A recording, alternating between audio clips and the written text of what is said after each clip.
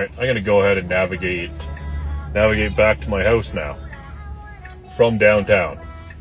I'm curious how it's gonna handle this turn, so I'm gonna keep my hand on the wheel to make sure I don't swerve into this guy's lane. No? Okay, that was a good turn. It wasn't like the one on 16th. And we're approaching a light that's gonna turn orange when I get to it. Not quite, I guess. Went through that.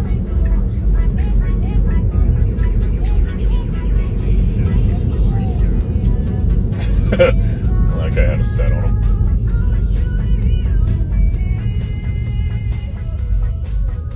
Sees the pedestrians.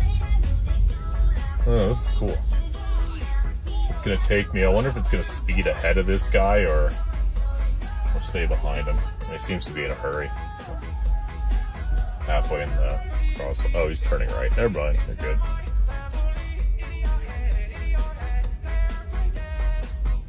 Truthfully, I just want to get out of downtown with the autopilot, and then once I'm back on the highway, then I'll just drive myself. I like autopilot, but also I really like driving. I really do. Autopilot's super helpful. I find, like, I drive out to the island, Vancouver Island. It's I think normally it's 11 hours. It takes 12 for me because I got to stop and charge 3 times for 20 minutes. But anyways, I use autopilot for the vast majority of the time there. Like, it's 95 actually, probably % highway driving.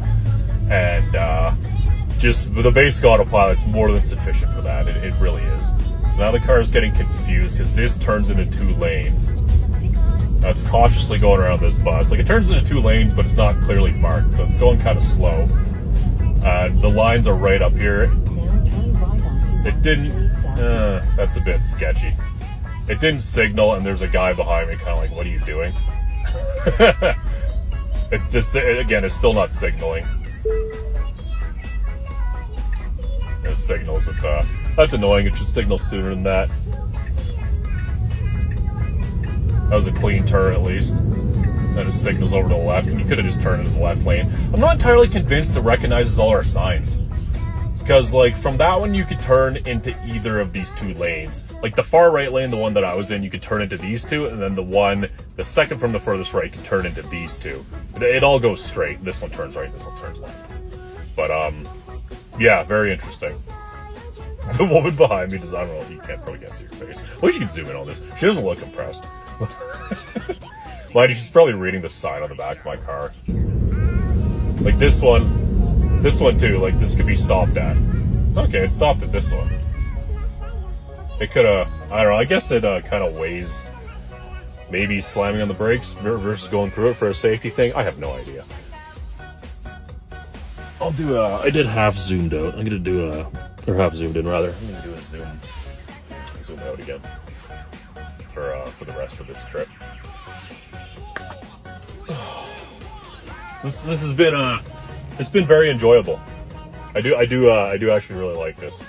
Once again, it is not $17,000 cool, but even $3 grand's kind of I'd probably pay $3 grand for it, I won't lie. $2 grand for sure. $3 grand maybe. I don't know, man. It's hard to say.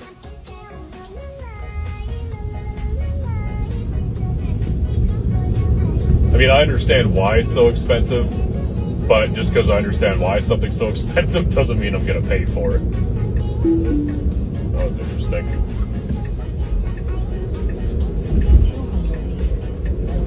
I had to correct it there. And this turn's a bit sketchy, too. Dude beside me's probably like, what the hell? These lanes are a bit hard to see. That kind of a weird ass sweep zone, dude, is annoying. I mean, to be fair, every time I manually drive down there, people come in my lane anyway. It doesn't matter if I'm the left lane, middle lane, right lane. People come in your lane. So, like, I guess what I'm trying to get at, I mean, I'm not defending them. I know it seems like I'm not trying to defend the system. I'm just comparing it, because I was born and raised here. I've driven here all my life. I'm trying to compare it to what a human driver does. So it seems like it makes kind of the same errors as a human driver, but it also seems safer in the sense that it keeps a distance It takes longer at a yield sign, a stop sign, just stuff like that. You know, it's more defensive than a human. It seems to me like it makes the same errors as a human, but because it's more defensive, it thereby makes it safer, at least in my opinion. And yes, I understand this is only my third or fourth video doing this. There's plenty more tests to be done, of course, especially in the winter. But yeah, that's my opinion so far. I do need a... What is this thing doing? Is this where it is? Yeah. Interesting. Technically, you shouldn't signal before your turn. There's another turn there that I passed, but whatever. Anyways. Train here. Oh, please don't be a freight train. Please don't be a freight train. That's probably just a C train. I hope it's a C train. Is it a C train? It's a C train. Can it see it? Can it see the C train? Is that funny? That's kind of funny. That's crazy the amount of stories that you read about people getting hit by these things. People and cars, I guess.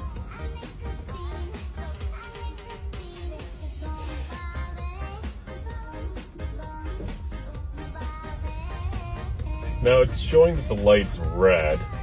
It's not going until it's... Okay, interesting. That's a safety feature, it seems. Probably saw on the screen there. The railroad lights are flashing red.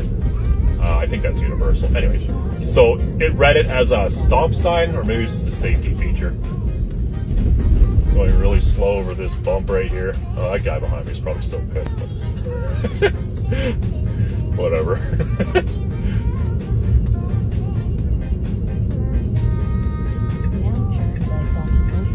I had to give it a slight, I don't know if you saw a slight correction to the left there. It almost seems like I want to drive down the middle again. But again, I haven't investigated the roads in California too much. Obviously, the state's roads are far superior. Everybody knows that.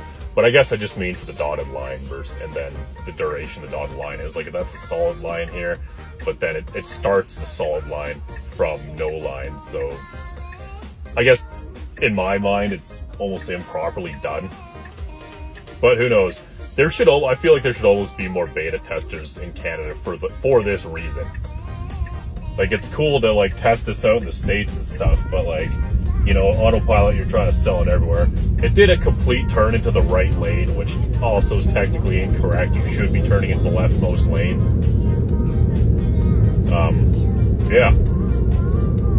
Oh yeah, I forgot to say, by the way, TikTok, it's on a freaking, what the hell do you call those things now? I confused myself laughing. It's on a pedestal. You know, I got my hands in the wheel. Don't ban these videos, please. I'm trying to show people how this stuff works. But who knows? TikTok's kind of sensitive, honestly. If it wasn't for how the organic growth and the sponsors worked, like I'd be more of a Meta fan. But yeah, I don't know. A dude in the Mercedes tried to go around me, decided not to speed up and just go behind me again. I don't know, man. Oh, please don't run over that giant freaking pothole. Sweet. No, a bit of encouragement. Okay, let's go.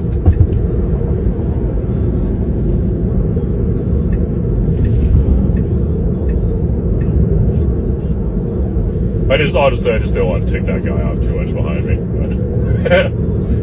It would have went. It's just slowly going because it's slow at the yields to make sure it's safe, right? It is kind of cool though that it still stays in full self-driving. With autopilot, when you make a correction with the wheel or the accelerator, then it kicks you out of it and you got to reset it, which granted is only 1-2 of those, or you can change it to 1, but at least in full self-driving you don't have to do any of that. It maintains full self-driving after your correction, which is nice. Anyways, yeah, very cool. I hope some people found this helpful or useful with all these videos. If there's anything else you want me to test, let me know. And I do only have this for a month. It was given, my understanding is that it was given for free for a month to all American and Canadian Teslas. So I only have a month to test this out. Those are really nice rims on that Benz. But anyways, if you want more autopilot content or have any questions or anything, let me know. Let me know in the comments. Drop a follow if you can. I realize these videos might be a bit boring to watch. Hopefully you can fast forward through them. I'll also be doing some highlights. And yeah, hopefully that helps a bit.